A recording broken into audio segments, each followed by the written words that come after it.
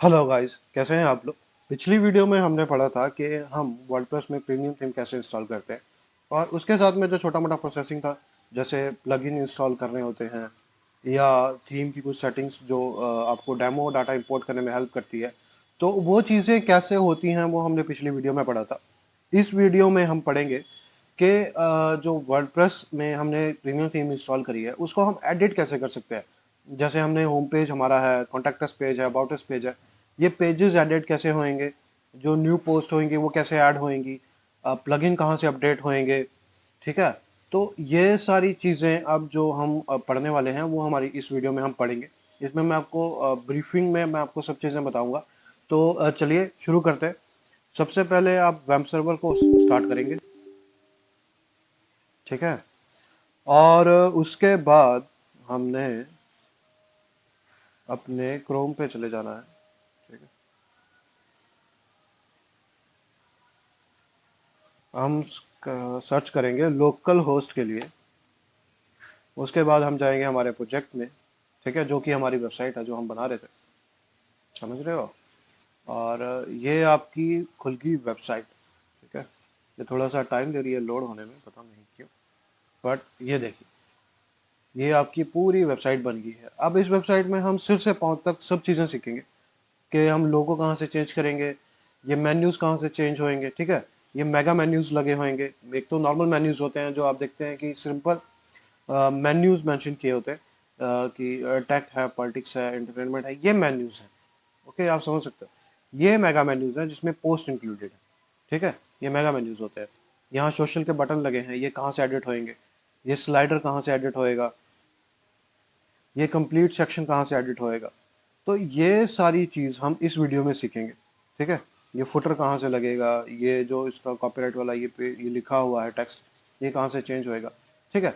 तो ये सब कुछ हम इस वीडियो से हम सीखना शुरू करेंगे। तो सबसे पहले जो कि आपको पता ही है, चलते हैं WP एडमिन में।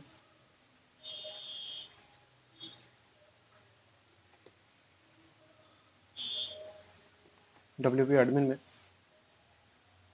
एडमिन पासवर्ड डालते हैं। उसके बाद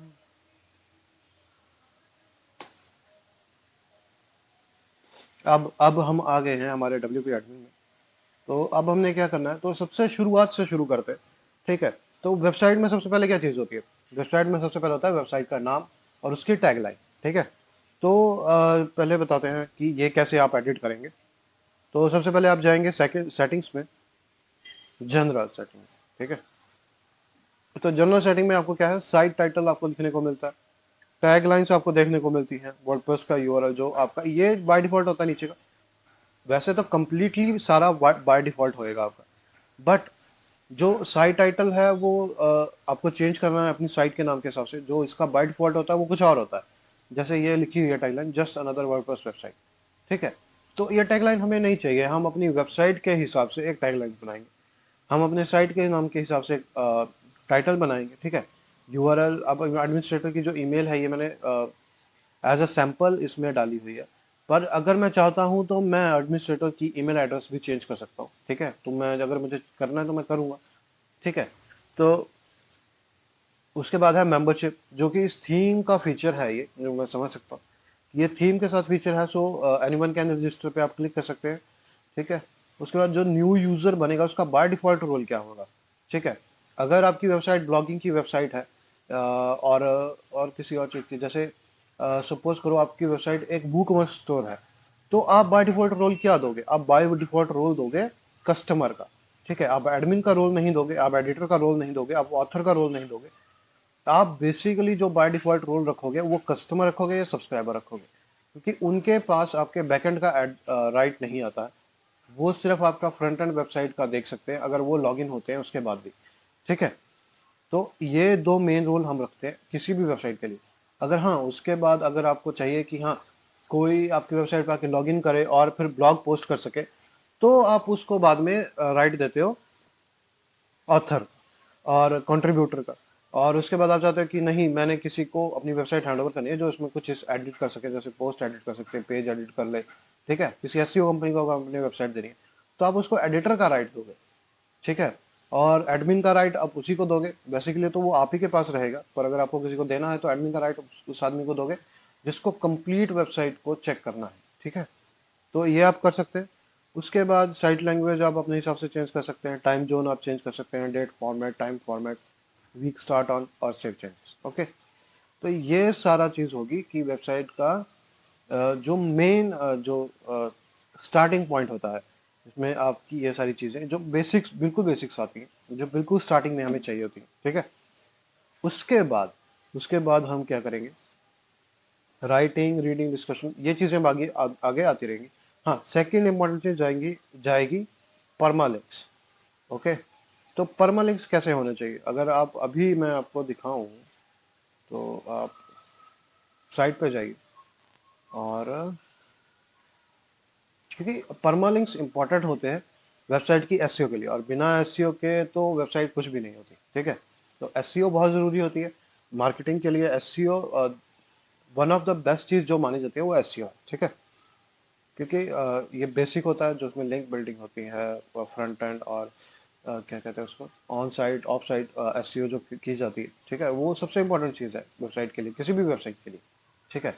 तो ये आप देख सकते हैं अभी लिंक कैसे बना है, जैसे लोकल होस्ट जहाँ पे मेरी वेबसाइट है, उसके आगे आपकी वेबसाइट का नाम, उसके आगे टाइम, डेट, ईयर लिखा हुआ है, फिर मंथ लिखा हुआ है, फिर डेट लिखी हुई है, और उसके बाद पोस्ट का नाम आ रहा है। तो ऐसे में हम ऐसे लिंक हम ऐसे नहीं बनाते। हम लिंक कैसे बनाते हैं, या तो हमारी अगर हम पोस्ट ओपन कर रहे हैं तो ये चीज़ नहीं आनी चाहिए, ठीक है।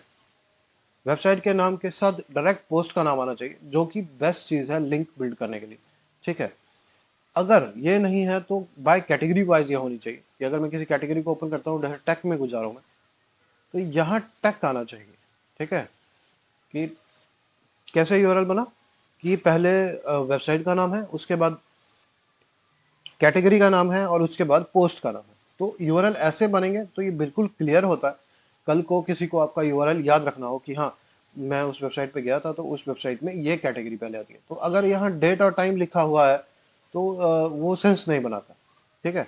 तो अगर तो आप हमें ये कैसे चेंज करना है, और मैं आपको बता दूं ये मोस्ट इंपॉर्टेंट चीज़ है, बिकॉज मोस्ट ऑफ प्लगइन और मोस्ट ऑफ एरर आपकी वेबसाइट में सिर्फ परमालिंक की वजह से आ सकते हैं। प्लगइन काम करना बंद कर सकते हैं, क्योंकि उनका जो यूआरएल जो उनको चाहिए वर्क करने के लिए, रिडायरेक्ट होने के लिए, वो सही नहीं है, ठीक है। तो वो यूआरएल हम कैसे सेट करेंगे, अभी हम ये देख रहे हैं। तो ये डे एंड नेम के ऊपर है, तो हमने इसको पोस्ट नेम के अकॉर्डिंग इसको चेंज कर देना है, ठीक है। और ये नीचे वाले ये बाय डिफॉल्ट रहने देने हैं हमने, ये कस्टम बेस है। अगर आप जैसे आपकी शॉप है और आप चाहते हो कि जो शॉप का यूआरएल बने वो कैसे बने, पहले नेफे ब्लॉग आपकी वेबसाइट का नाम है, उसके बाद शॉप का जो पेज होता है वो उसका नाम आए, उसके बाद प्रोडक्ट कैटेगरी आए, और उसके बाद सैम्पल प्रोडक्ट आए। आप ऐसे चाहते हो तो आप ऐसे भी रख सकते हो, शॉप बेस्ट विद कैटेगरी। अगर ऐसे नहीं चाहते तो इसको आप बाय डिफॉल्ट में रखेंगे, ये अब बिल्कुल परफेक्ट है आपकी वेबसाइट के लिए। तो चलो अब मैं दोबारा से यही वाला लिंक खोल देता हूँ। अब ये पेज नॉट फाउंड हो गया, ठीक है। तो पहले मैं इसको रिफ्रेश कर देता हूँ होम पेज को, ताकि ये लिंक्स आपके अपडेट हो जाए, ठीक है। अब ये लिंक आपके अपडेट हो गया, मैं इसको दोबारा खोल देता हूँ। आप देखना इन दोनों में फ़र्क क्या हुआ। अब सिंपल मेरी वेबसाइट का नाम है और उसके आगे पोस्ट का नाम है, यहाँ देख सकते हैं। अब ये कंट्रोल जेड नहीं होगा, बट यहाँ पहले आपकी डेट, टाइम, मंथ, ऐसे चीज़ें आ रही थी, उसके बाद आपका यूआरएल शुरू हो रहा था। तो कौन सा बेस्ट है, ये वाला और ये वाला? ये वाला ज़्यादा बेस्ट होता है। इससे आपकी एसईओ रैंकिंग में और बहुत सारी चीज़ों में ये चीज़ अफेक्ट करती है, ठीक है। तो सबसे पहले आप क्या करेंगे, अपनी वेबसाइट को एक नाम देंगे, एक टैगलाइन देंगे, और उसके बाद अपनी वेबसाइट का आप परमालिंक सेट करेंगे, कि आपकी वेबसाइट के लिंक्स हैं जो किस तरीके से, क्या स्ट्रक्चर उनका होगा और कैसे वो काम करेंगे, ठीक है। तो ये दो चीज़ें होगी मेन, ठीक है। अब हम चलते हैं नेक्स्ट चीज़ की तरफ, जो है हमारी थीम जो हमने इंस्टॉल करी है वो कैसे काम कर रही है। तो ये फ्री थीम के साथ तो मुझे नहीं पता कैसे काम करेगा, बट फ्री थीम्स में ऐसा होता है कि उनके जो पेजेस बने होते हैं उसमें कोई स्पेसिफिक सेटिंग नहीं होती, वो नॉर्मल वेबसाइट्स होती हैं। तो उसमें कोई थीम की अलग से सेटिंग्स या थीम का अलग से कोई फोल्डर नहीं बना होता जिसमें आप उसकी सेटिंग्स को चेंज कर सकें। उसमें जो बाय डिफ़ॉल्ट आप वर्डप्रेस में सेटिंग करोगे, अब वही सेटिंग्स आपकी थीम पे भी अप्लाई हो जाती हैं, ठीक है। पर जो प्रीमियम थीम होती है उसमें ना एक फोल्डर आपको कंप्लीट मिलेगा जो थीम की सेटिंग्स को डिस्प्ले करता है। ओके, तो जैसे आप देख सकते हैं ये फोल्डर या तो यहाँ नीचे होगा यहाँ पे कहीं पे, या ये फोल्डर यहाँ हो। तो पहले ही हम अब उस फोल्डर में जाते हैं। ठीक है, तो इसने बताया हमारे पास कि ये हमने थीम इंस्टॉल करी है, न्यूज़पेपर रजिस्टर्ड लाइसेंस वाली थीम है, वर्जन कौन सा है इसका, और सिस्टम स्टेटस अब ये बताएगा कि जिस सर्वर पे आपने इसको इंस्टॉल किया है उसकी कॉन्फ़िगरेशन थीम की रिक्वायर्ड कॉन्फ़िगरेशन से कितनी मैच करती है, मैच करती भी है या नहीं करती है। ठीक है, तो ये आप देख सकते हैं जैसे PHP वर्जन इसने बोला कि ठीक है कि वर्डप्रेस की मेमोरी ये आपको 20 वर्डप्रेस की मेमोरी ये आपको 256 MB तक आपको इंक्रीज करनी पड़ेगी। उसके बाद PHP execution time, PHP max input watch ये 2500, ये सब ठीक चल रहा है। ठीक है, और प्रीवर्ड वेबसाइट कौन सी इंस्टॉल है ये सब चीज़ इसने मेरे को बता दी, ये इसका नॉर्मल था। ठीक है, उसके बाद ये यहाँ से भी आप मैन्यू एक्सेस कर सकते हो, यहाँ से भी कर सकते हो। तो हमने प्लगइन पे क्लिक किया तो प्लगइन इसने बताया कि कौन कौन से प्लगइन इसके साथ में इंस्टॉल हुए। तो ये देख सकते हैं ये सारे प्लगइन इसके साथ में जो थीम के साथ आए थे वो सारे हमने इंस्टॉल कर लिए हुए हैं। प्री बिल्ड वेबसाइट कौन सा डेमो हमने इंपोर्ट किया है वो भी हमें पता है हमने कौन सा डेमो इंपोर्ट किया हुआ है। ठीक है, उसके बाद सिस्टम स्टेटस आपको बताएगी वेबसाइट, जो कि मैंने अभी आपको पढ़ के बताया। वैसे इसमें थोड़ा सा ब्रीफ में होगा बट चीज़ें वही होंगी। ठीक है, उसके बाद अपडेट, अगर कोई थीम की अपडेट है कुछ है तो ये you are up to date है। ठीक है, उसके बाद थीम का पैनल। ठीक है, ये मेन चीज़ है। अब आप इसमें देखेंगे कि थीम के पैनल में क्या क्या ऐसा है जो एडिट करने का है। ठीक है, अब आप हेडर में जाते हैं, सबसे पहले आपका हेडर आ जाता है। तो हेडर में आप देख सकते हैं लोगो एंड फेविकॉन है।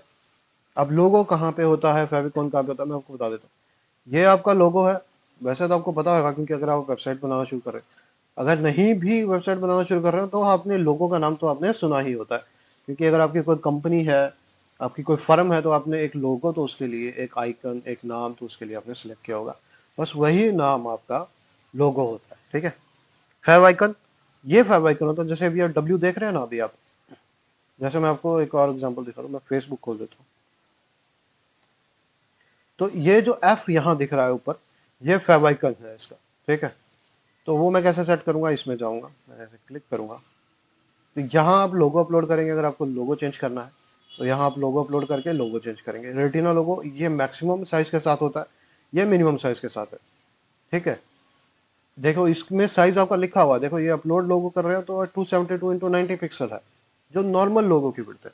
इसमें एक हाई साइज के साथ, एक हाई रेजोल्यूशन के साथ भी एक लोगो आप अपलोड करते हैं। ठीक है, तो कि अगर कोई बहुत बड़ी वेबसाइट में, बहुत बड़ी स्क्रीन में आपकी वेबसाइट ओपन करा है तो भी उसका लोगो ब्लर ना हो, क्योंकि ये साइज जो ऊपर मिनिमम लोगो का दिया गया है वो बहुत छोटा है।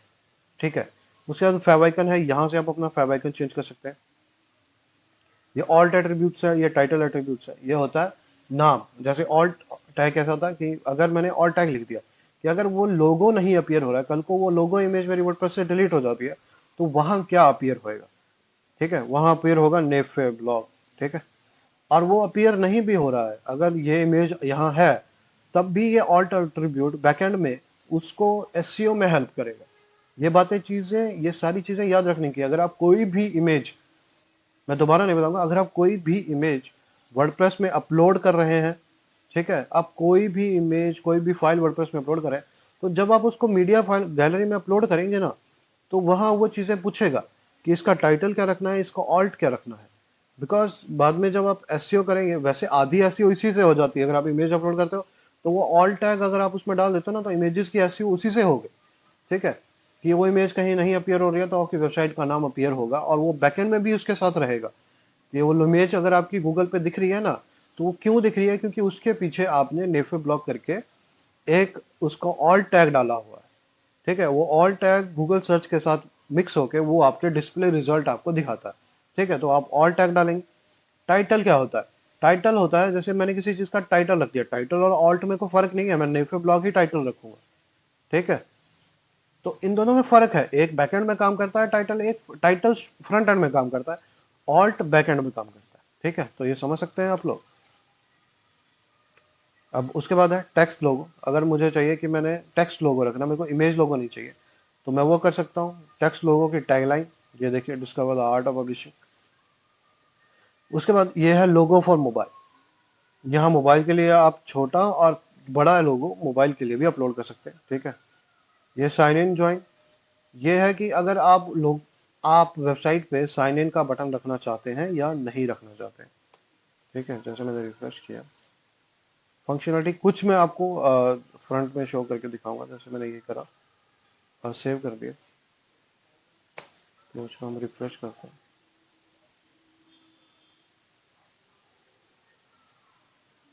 मैं तो एज अ एडमिन मैं लॉगिन हूँ अभी, तो मेरे ख्याल से यहाँ पे ये एडमिन, यहाँ लॉगिन का बटन नहीं आ रहा है। एक बार हम प्राइवेट ब्राउजर में भी चेक कर लेते हैं, प्राइवेट विंडो में, ठीक है।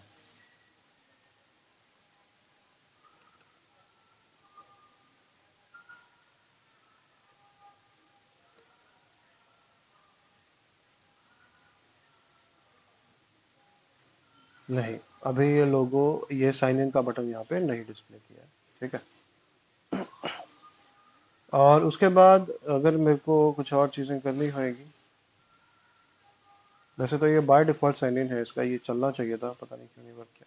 तो ये हम बाद में देख लेंगे, क्योंकि सेटिंग्स तो हम करेंगे ही। उसके बाद फुटर आता है।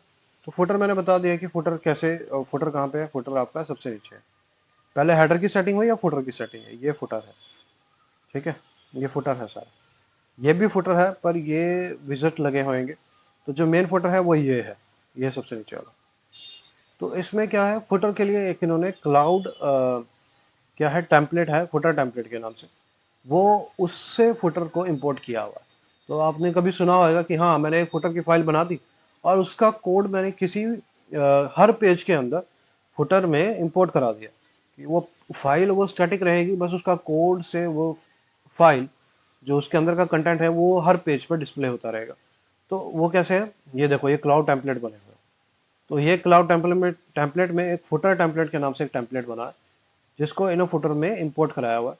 तो अगर आपको फुटर की सेटिंग करनी है, तो आप क्या करेंगे, आप क्लाउड टेम्पलेट में जाएंगे, फुटर को आप ओपन करेंगे और फिर उसकी सेटिंग करेंगे, ठीक है। तो ये मैंने आपको बता दिया फुटर की सेटिंग कैसे करते हैं। उसके बाद एड्स, अगर आपको ऐड अपनी वेबसाइट पे दिखानी है, ठीक है। वैसे ये सेटिंग हर वेबसाइट में नहीं होती है, ठीक है। पर मास्टर न्यूज़पेपर तभी एक इतनी पॉपुलर वेबसाइट है, क्योंकि इसमें इतनी ब्रीफ में सेटिंग्स आपको दी गई है कि अगर आपको ऐड लगानी है, तो आप देखिए, ये आपको हेडर में अगर ऐड लगानी है, तो आप यहाँ जाके कोड एडसेंस से कॉपी कोड करके यहाँ पेस्ट कर सकते हैं। एडसेंस से या कोई भी जो मार्केटिंग पैनल आपने या एडवर्टाइजिंग एडवर्टाइजर आपने चुना होगा, उससे आप कोड लेके आप हेडर में डाल सकते हैं, साइड बार में, आर्टिकल के टॉप में, आर्टिकल के बीच में, उसके बॉटम में कस्टम ऐड आप डाल सकते हैं। देखिए, पोस्ट टेम्पलेट स्टाइल, मतलब बहुत सारी चीज़ें इसमें आपको ब्रीफली मिलेंगी। उसके बाद टेम्पलेट सेटिंग, स्मार्ट स्लाइडर है, टू टॉप बटन है, ये जैसे देखो, ये बटन लगा हुआ है यहाँ पे वेबसाइट के साइड में, ये वाला। मैं इसको क्लिक करूंगा और ये मेरे को डायरेक्ट ऊपर लेके चला जाएगा। तो ये सेटिंग यहाँ पे आपको मिलेगी। इमेज लोडिंग की सेटिंग है, ब्रेड कम्ब है, फोर्सफुल विड्थ है, ठीक है। कैटेगरीज हैं, कैटेगरीज के टेम्पलेट बने हुए हैं, ठीक है। तो ये टेम्पलेट बने हुए हैं, हर चीज़ के लिए एक टेम्पलेट उन्होंने बनाया होगा, एक या एक से ज़्यादा टेम्पलेट बने होंगे। उस टेम्पलेट से ही डाटा सीधा इंपोर्ट करा के आपको डिस्प्ले कराया जाता है, ठीक है। ये टेम्पलेट को एडिट करना, ये हम आगे सीखेंगे, ऐसा नहीं है मैं नहीं सिखाऊंगा, पर अभी हम सिर्फ वेबसाइट के बारे में कौन सी चीज़ कहाँ से हैंडल होती है, ये हम सीख रहे हैं। उसके बाद पोस्ट सेटिंग है, जनरल पोस्ट की सेटिंग है, कि कहाँ इमेज होएगी, आर्टिकल का स्कीमा क्या होएगा, डिफ़ॉल्ट पोस्ट कैसी होएगी, फुल विड्थ होएगी कैसा, उसमें ऊपर इमेज आएगी, साइड में इमेज आएगी, टाइटल कहाँ आएगा, ये हर चीज़ आपको यहाँ देखो, ये आपको एक क्लिक में आपको देखने को मिल रही है। आपको टेम्पलेट को एडिट नहीं करना है, आपको कोड नहीं लिखना है किसी पोस्ट को एडिट करने के लिए, नहीं। आपको क्या करना है, आपको यहाँ जाना है पोस्ट सेटिंग में, आपको ऐसे चाहिए, आपको ऐसे चाहिए, आपको वैसे चाहिए, आप वो सिलेक्ट करेंगे और वो सेटिंग अप्लाई हो जाएगी हर पोस्ट पे जो इस वेबसाइट में है। ओके, समझते हो, ठीक है। इसके बाद है ब्लॉक सेटिंग। अब ब्लॉक सेटिंग में आप देख सकते हैं कि हेडर ब्लॉक टेम्पलेट, ये हेडर कैसे आएगा हमारा। जैसे हमारा ये हेडर कौन सा चूज किया हुआ, डिफॉल्ट वाला ही है, ठीक है, ये वाला। तो आप देख सकते हैं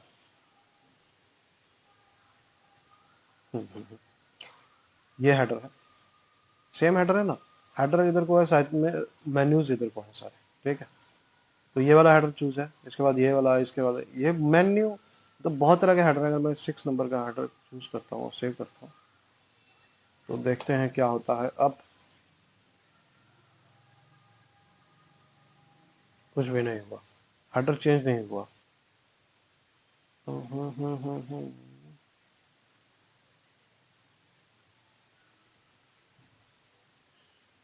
इसके लिए पहले हम एक चीज देख लेते हैं कि मेरी सेटिंग्स जो है ना वो अप्लाई नहीं हो रही।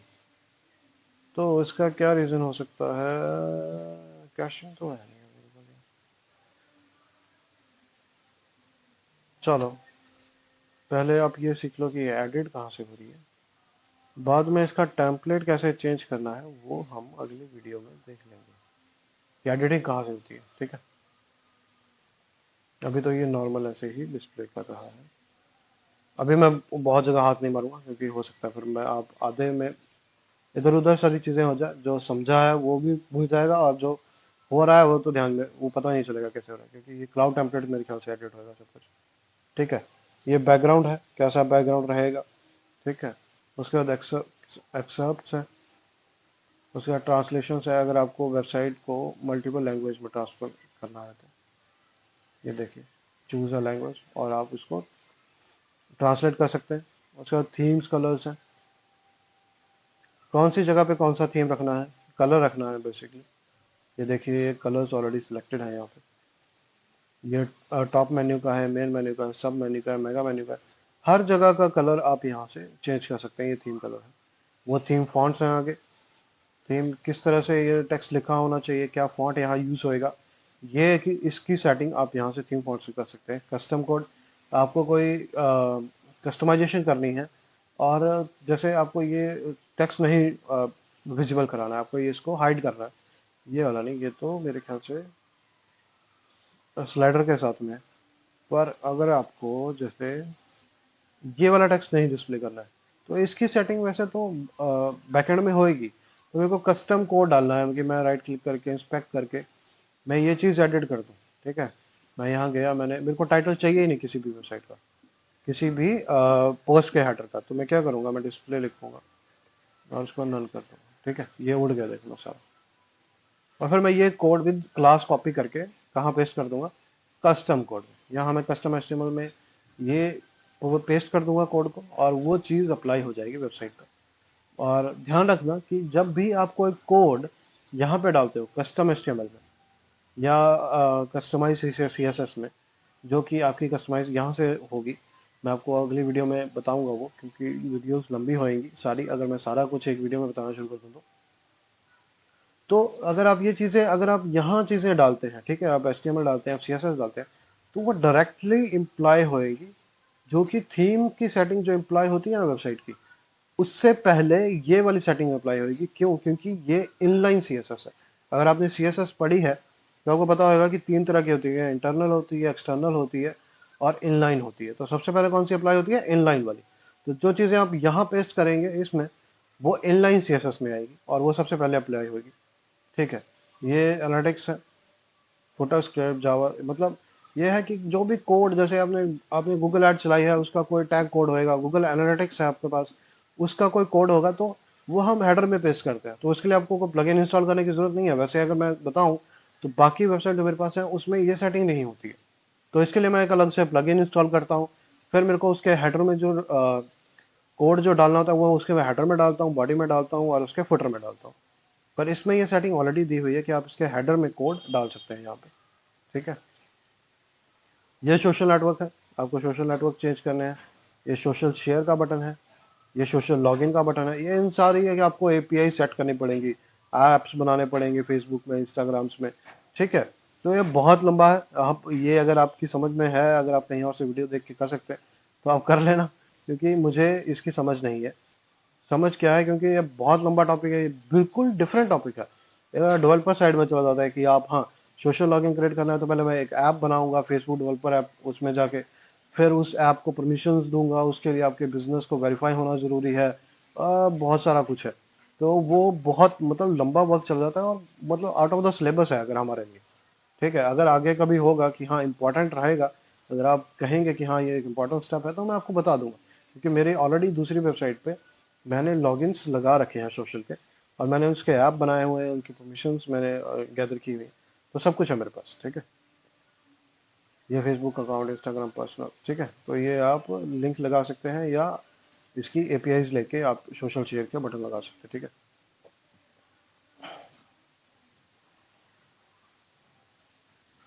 ये कस्टम पोस्ट टाइप में ये है आपका, कि कैसे कैसे आपकी ब्रेड कम क्या होती है, मैं बताऊँ आपको। जैसे अगर मैं को पोस्ट खोलेगा, जिसमें ये पोस्ट खोलता हूँ, तो ये यूआरएल हो गया, ठीक है, पर यहाँ एक ब्रेड कम शो होती है, जो ब्रेड कम बोलते हैं, क्या बोलते हैं इसका,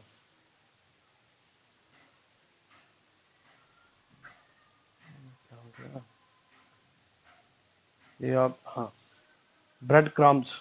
ठीक है, तो वो क्या चीज़ होती है, वो यहाँ एक डिस्प्ले होती है, एक लाइन, इसमें लिखा होता है होम के बाद कौन सी कैटेगरी पे गए, उसके बाद कौन से पेज पे गए, उसके बाद कौन से पोस्ट पे गए, और ये वो सब चीज़ें यहाँ मेंशन होती है सबसे टॉप पे, और उसके बाद ये नीचे आपका कंटेंट आता है, पोस्ट का कंटेंट आएगा या कुछ भी जो भी है। ठीक है, तो वो उसके लिए ब्रेड क्रम्स होती है, जिसको हम अनेबल नहीं रखते, मोस्ट ऑफ साइट पे देखोगे नहीं अनेबल होगा। ठीक है, और उसके बाद इंपोर्ट एक्सपोर्ट मैंने बता दिया था कि इसमें थीम की सेटिंग इंपोर्ट एक्सपोर्ट की जा सकती है।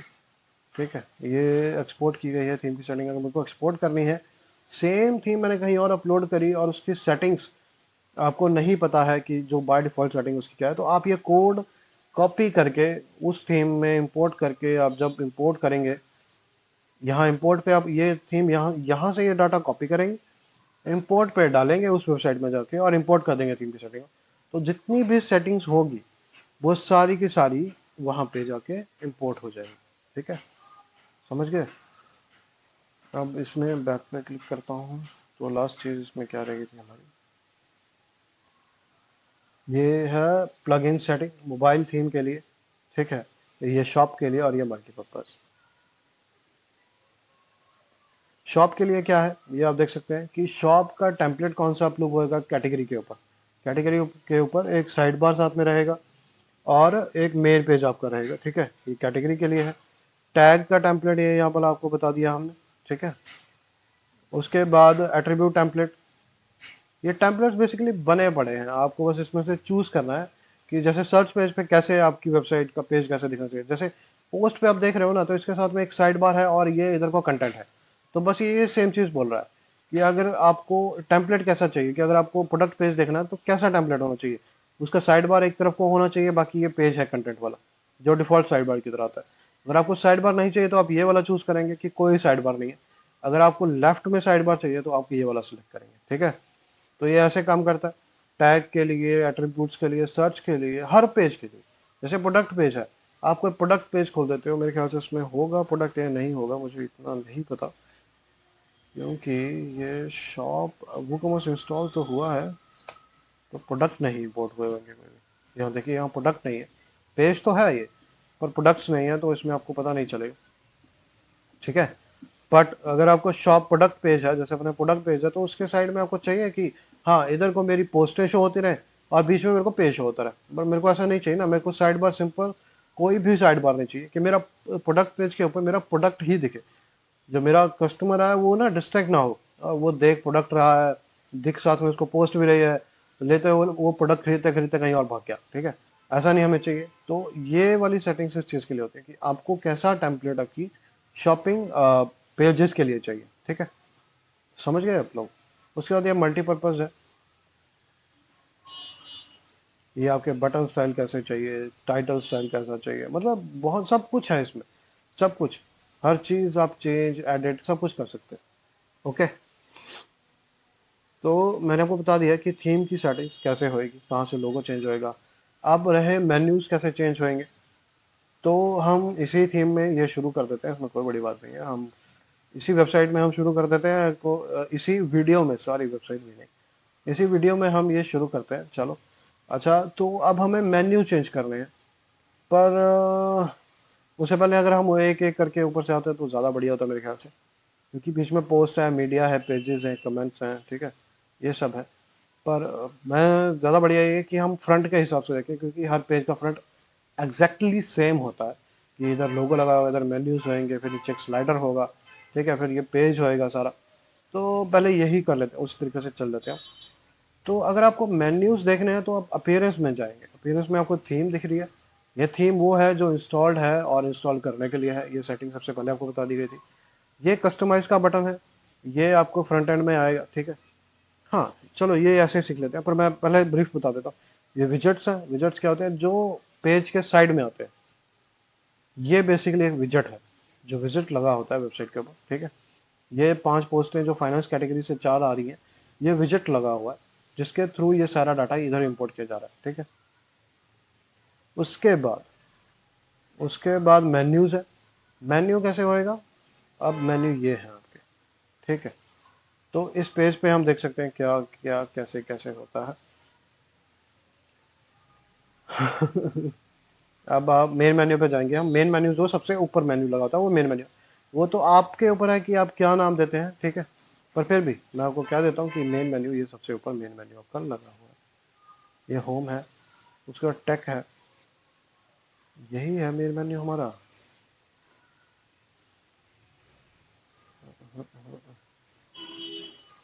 नहीं, ये मेन मेन्यू नहीं है। अच्छा, आपको ये देखना है कि हाँ इसका नाम मेन मेन्यू लिखा हुआ है, पर ये मेन मेन्यू है या नहीं है, कैसा देखना है? ये देखिए मेन्यू सेटिंग, ये आपको बता देगा कि ये अगर यहाँ से कहीं टिक हुआ होगा, कि अगर ये टॉप हेडर मेन्यू में टिक हुआ होगा तो मतलब ये टॉप हेडर मेन्यू है। और इसकी दूसरी पहचान मैं बता देता हूँ जल्दी जल्दी, मैं भूल गया। ये मैंने क्लिक किया, यहाँ नहीं दिखा रहा यार। ये तो नाम है इसका, ये तो मैं समझ गया, पर ना उसके साथ में एक सेटिंग दी होती है, ठीक है।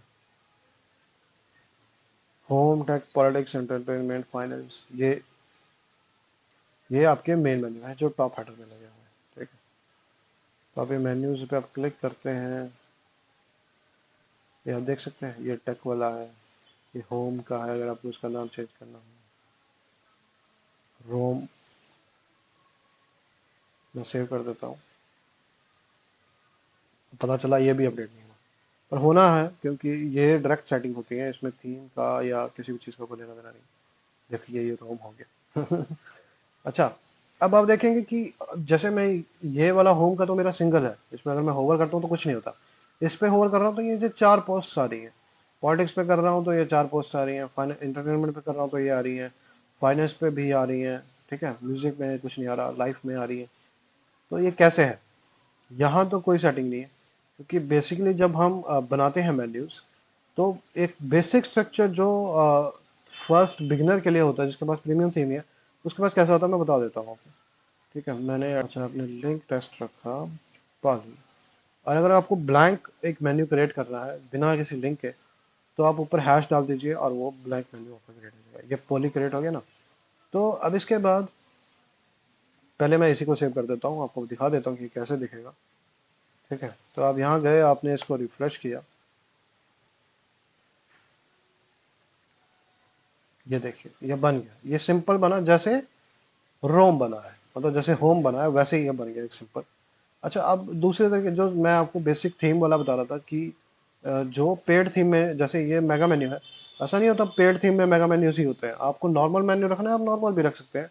वो आपकी थीम के स्ट्रक्चर के हिसाब से, आपके कस्टमर की नीड के हिसाब से आप रखते हो कि हाँ मेरे को इतना ज़्यादा शो ऑफ करना है वेबसाइट के ऊपर, और मेरे को प्रोडक्ट भी मेन्यू में ऊपर मेरे को एक प्रोडक्ट दिखना चाहिए, फिर उसके साथ में इधर को सारे लिंक्स दिखने चाहिए। तो ये सब अगर आपको करना है तो वो बहुत हाई लेवल का काम हो जाता है। कर सकते हैं आप, पर वही है कि उसमें बहुत ज़्यादा टाइम लगता है कि मेगा मेन्यू क्रिएट होएगा, उसमें पोस्ट कौन सी इंपोर्ट करेंगे, सब कुछ उसमें किया जाता है जो हम एडिट करेंगे आगे आने में, ठीक है। पर मैं अभी आपको एक बेसिक थीम का जो होता है ना, पॉली टू, ठीक है, जो बेसिक थीम का जो हम रखते हैं स्ट्रक्चर मेन्यूज का, कि भाई उसने होवर किया और उसके नीचे इसको एक यहाँ मेन्यू दिख जाए कि एंटरटेनमेंट के अंदर एक्टिंग आती है ना, कि एंटरटेनमेंट के अंदर म्यूजिक आता है, ये सब चीज़ें एंटरटेनमेंट के अंदर आती है।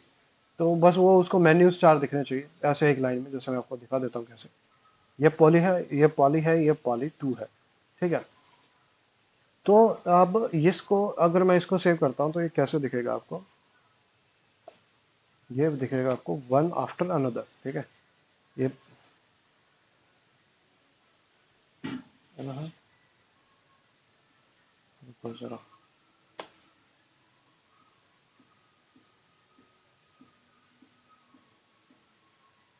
अच्छा, ये बहुत ज़्यादा हो गया इसके लिए है, इसके साइज के हिसाब से ये ज़्यादा हो गए। अच्छा चलो, फिर भी आप समझ सकते हो कि अगर मैं मोर पे जैसे, तो ये मेन्यूज है आगे, एक के बाद एक वाला मेन्यूज है। अच्छा, अगर हमें एक के नीचे एक वाला मेन्यू रखना है तो मैं क्या करूँगा, मैं इसको पकड़ के ऐसे साइड में स्लाइड कर दूँ, और देखिए इसके लिए यहाँ जगह बन गई। ठीक है, अब मैं इसको सेव करता हूँ। तो जैसे हमें स्ट्रक्चर पहले दिखा था ना, वैसे नहीं दिखेगा। मैंने रिफ्रेश किया पेज को, तो देखेंगे आप कि लाइफ वाला यहीं आ गया, ये पॉली का आया। अब इसके नीचे सिर्फ एक मेन्यू और है कि मैंने जैसे यहाँ पे मैंने चलो पॉलिटिक्स रखा है या किसी भी नाम से या एंटरटेनमेंट के नाम से, तो उसके नीचे यहाँ एक म्यूजिक दिखेगा, ऐसे ऐसे पूरी लाइन दिख जाएगी नीचे तक। ठीक है, तो ये ऐसे काम करता है। अगर आपको ऐसे नॉर्मल मेन्यू अगर आपको क्रिएट करना है नॉर्मल थीम में जो आपने इंस्टॉल करी है, तो उसमें आप कैसे करेंगे, आप ऐसे करेंगे, आप मेन्यूज़ की पहले लिस्ट बना देंगे कि कौन कौन से मेन्यू आपको चाहिए, और उसके नीचे आप दूसरा ऐसे ड्रैग एंड ड्रॉप कर देंगे। ठीक है, ये उसके नीचे ड्रैग कर दिया। अब ये वाला है, ये मैं उससे भी नीचे, ये देखो, ये इसके ऐसे ऐसे चल जाएगा। ये मैं बता देता हूँ, रिफ्रेश किया पेज हमने, ये किया, ये देखो, अब इसके नीचे एक और मेन्यू ऐसे आ गया इधर को, और उस मेन्यू में क्या है, उस मेन्यू में वो पोस्ट है। ठीक है, समझ रहे हो कि एक मेन्यू के अंदर दूसरा, उसके अंदर एक और मेन्यू है, उसी मेन्यू के अंदर अगर मैं इसके नीचे, अगर मैं यहाँ इस मेन्यू के नीचे बिल्कुल स्ट्रेट अप में अगर मैं इसको यहाँ डालूंगा ना, तो ये यहाँ दो मेन्यू हो जाएंगे एक के बाद एक। मैं दोबारा सेव करके बता देता हूँ, मैं इसको इजी पे भी बताऊंगा देखने का कि हाँ इसको इजी कैसे देख सकते हो तुम। ये तो बहुत लंबा चक्कर है, मैं एक को सेव कर रहा हूँ, मैं दूसरे को सेव करूंगा, है ना। ठीक है, पर इसको इजीली कैसे देखना है वो भी मैं तुम्हें बता दूंगा। तो मैंने लाइफ को वहीं पर रख दिया जहाँ वो थी। ठीक है, तो हमारा जो मेन्यू वाला कॉन्सेप्ट था वो क्लियर हो गया होगा कि हम यहाँ से चेंज कर सकते हैं मेन्यू का नाम, ये वो सब यहाँ से हम चेंज कर सकते हैं। ठीक है, अब उसके बाद क्या है, उसके बाद ये सोशल के बटन थे, वो ऊपर मैंने आपको बता दिया कि सोशल के बटन आपको डिस्प्ले में चेंज करने हो तो कैसे होएंगे। ठीक है, उसके बाद अब हमें क्या करना है, अब हमें ये जो है स्लाइडर हमारा, हमें ये एडिट करना है, उसके बाद नीचे ये पोस्ट पेज एडिट करना है। पर मेरे ख्याल से वीडियो बहुत लंबी हो गई है अभी, तो हम क्या करते हैं, हम अगली वीडियो में मैं आपको स्लाइडर के बारे में सेटिंग बताऊंगा, और उसके नीचे के पेज के बारे में हम उसका नीचे का पेज हम एडिट करेंगे। अब ये चीज़ ध्यान रखना, जो ये लोगो है और ऊपर के मेन्यूज है ना, ये डिफरेंट हेडर स्टाइल भी हो सकता है आपकी थीम में, कि जैसे अगर आपने प्रीमियम थीम खरीदिया तो उसमें 10 तरह के हेडर स्टाइल होंगे, 10 तरह के लोगों की पोजिशनिंग होएगी। ठीक है, पर वो सेटिंग कभी भी आपके होम पेज के सेटिंग के साथ मतलब इक्वल नहीं होगी। ठीक है, आपकी हेडर की सेटिंग आपकी अलग रहेगी और पेज की सेटिंग आपकी हमेशा अलग रहेगी। तो आप ये कर सकते हैं कि इस सेटिंग पे, इस पेज पे मैंने लोगो यहाँ दिखा दिया और मेन्यूज ऐसे दिखा दिए, पर जो नेक्स्ट आपकी सेटिंग आएगी, जो नेक्स्ट आपका पेज आएगा, ठीक है, उसमें आप क्या करेंगे, आप लोगो आप यहाँ बीच में दिखा दो, मेन्यूज उससे नीचे दिखा दो। ठीक है, तो वो डिफरेंट टेम्पलेट होते हैं, उसमें कोई पहाड़ा नहीं होता जो आपने सेटिंग करना है। ठीक है, तो ऐसा आप कर सकते हैं, पर ऐसा हम करते नहीं है बेसिकली, क्योंकि अगर कोई बंदा वेबसाइट देख रहा है, वो होम पेज पे आया, उसने किसी चीज़ पे क्लिक किया, अगली पोस्ट पे गया, यहाँ उसको वैसे चीज़ें दिख रही हैं, वहाँ उसको कुछ और दिखेगा, तो बंदा डर जाता है कि भाई एक ही वेबसाइट है, अलग अलग जगह पे घूम रहा हूँ मैं। ठीक है, तो हम सेम एक कॉमन वेबसाइट का लुक रखते हैं जो हमारा होम पेज का है। मतलब वही है कि एक फर्स्ट इंप्रेशन जो है वेबसाइट का, वही सारे पेजेस का पूरी वेबसाइट का होना चाहिए, ताकि कस्टमर को ट्रस्ट रहे। ठीक है, और वेबसाइट की लुक एंड फील भी अच्छी रहे। ठीक है, फेमिलियर रहे वो बंदा वेबसाइट के साथ, कि हाँ पहले उसको मेन्यूज यहाँ ढूंढने यहाँ मिल रहे थे, बाद में हमने मेन्यूज यहाँ पुट कर दिया तो वो यहाँ ढूंढ देगा, तो बंदा पजल हो जाएगा और भाई कस्टमर भाग जाएगा तुम्हारी वेबसाइट से। तो आप एक सिंपल लुक एंड फील देते हो अपनी वेबसाइट को, मतलब सिंपल नहीं, प्रीमियम लुक एंड फील देते हो, पर सिंपल स्ट्रक्चर रखते हो वेबसाइट का। आप कभी अमेजोन पे गए हो या किसी वेबसाइट पे गए हो, आप देखना उनका स्ट्रक्चर चाहे चेंज होता है, पर उनके जो मेन्यूज हैं, जो चीज़ें हैं, जो कस्टमर ऑलवेज फेमिलियर विद है। ठीक है, पेजेस के साथ वो जितना मर्जी छेड़खानी करे, उसका पेज में वो आज कोई और डील चल रही है, कल को कुछ और चल रहा है। ठीक है, वो नहीं, उसमें नहीं, उसमें होम पेज पे कोई और प्रोडक्ट है। ठीक है, वो जितना मर्जी चेंज करे, पर जो उसका हेडर है, जो उसकी नेविगेशन है, ओके, जो कस्टमर के लिए इजी होनी चाहिए, ठीक है, कि उसको ये प्रोडक्ट यहाँ ढूंढना था, तो वो आज से 10 साल पहले जहाँ अमेजोन की कैटेगरी जहाँ पहले बनी होगी, अब आज भी वो वही होगा। ये इसलिए होता है कि जो कस्टमर फेमिलियर है एक पेज से या एक सेटिंग से, वो कभी चेंज ना हो। उसके लिए पेज चाहे जितना मर्जी चेंज हो जाए, पर जो वेबसाइट की सेटिंग है, उसका लॉगिन कहाँ रहेगा, उसका अकाउंट कैसे रहेगा, ठीक है, उसको कौन से मेन्यू पे जाके, कौन सी कैटेगरी में जाके कौन सी पोस्ट मिलेगी, ये चीज़ें हमेशा सेम रहनी चाहिए आपकी वेबसाइट के लिए।